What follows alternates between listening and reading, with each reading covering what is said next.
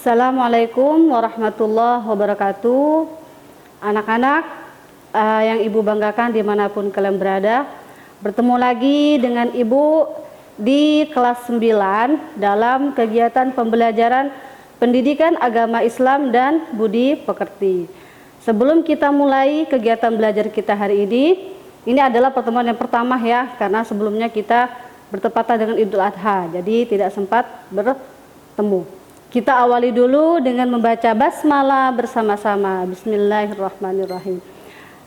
Pelajaran kita hari ini akan membahas materi tentang meraih sukses dengan optimis, ikhtiar, dan tawakal. Ketiga sifat itu merupakan suatu sifat yang terpuji. Dalam pembelajaran ini diharapkan kalian nanti setelah belajar pelajaran ini menjadi pribadi yang optimis dan semangat dalam belajar dan bekerja keras. Kemudian yang kedua yang akan kita raih pada kesempatan ini adalah diharapkan nanti kalian menjadi pribadi yang semakin cinta dengan Al-Quran.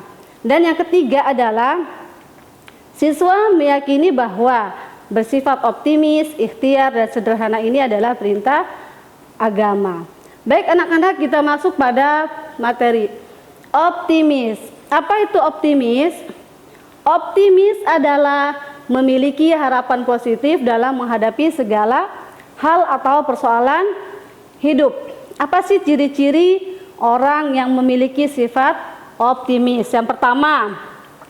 Yang pertama adalah memiliki harapan baik pada saat sebelum melakukan suatu pekerjaan.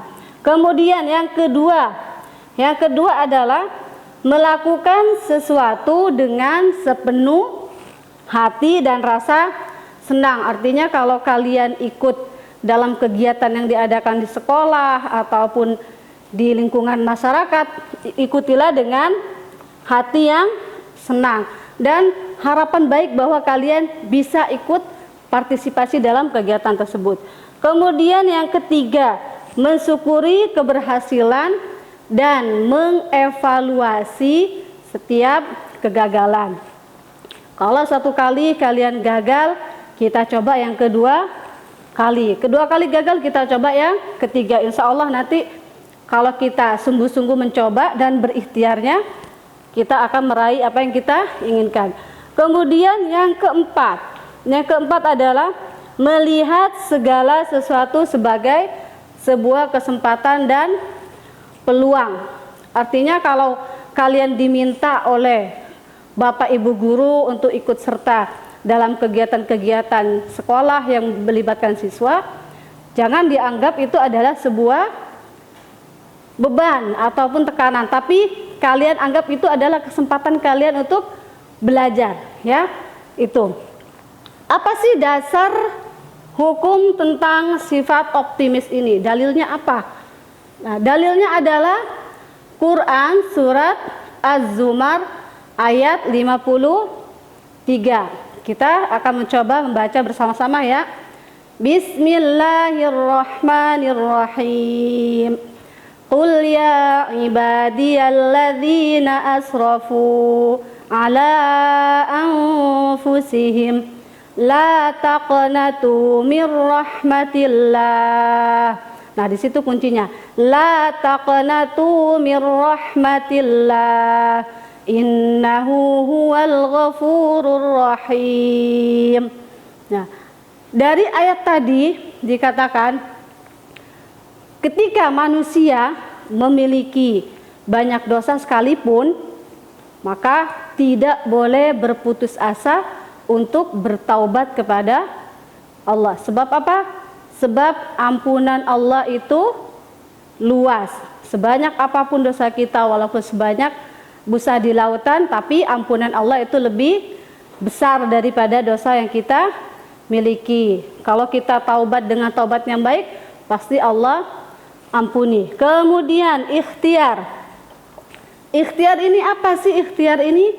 Ikhtiar itu adalah upaya yang dilakukan oleh seseorang dalam berusaha meraih cita-citanya. Artinya kalau kita punya cita-cita, tidak cukup kita hanya punya harapan yang optimis saja, tapi harus diiringi dengan usaha yang nyata, yaitu dengan sungguh-sungguh. Kalian ingin pintar, ingin nilai yang baik. Caranya bagaimana? Dengan belajar sungguh-sungguh dan lain-lain. Kemudian tawakal. Nah, setelah kita berikhtiar, kita berusaha, hasilnya nanti kita serahkan kepada Allah. Karena kata Allah dalam Quran surat An-Najm ayat 39, manusia itu hanya akan memperoleh dari apa yang dia usahakan. Jadi kalau kita pengen hidup kaya, harus rajin menabung. Seorang siswa ingin nilai yang terbaik, harus rajin belajar. Kemudian setelah kita berikhtiar sungguh-sungguh nih, kita sudah punya harapan baik. Terakhir adalah kita tawakal. Kita serahkan kepada Allah. Apapun hasilnya, kita serahkan. Kalau itu menyenangkan, kita syukuri. Kalau itu adalah kegagalan, kita evaluasi apa yang kurang dari usaha kita. Fa idza azamta fatawakkal 'ala Allah. Kata Allah itu suruh bertawakal. Manusia hanya boleh berikhtiar, sedangkan hasilnya Allah yang menentukan.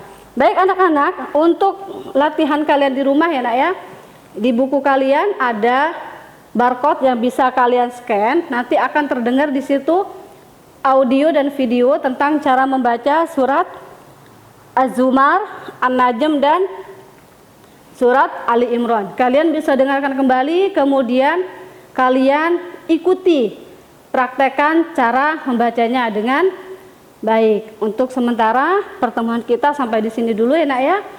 Mohon maaf atas segala kekurangan. Terima kasih atas perhatiannya. Billahi taufik wal hidayah.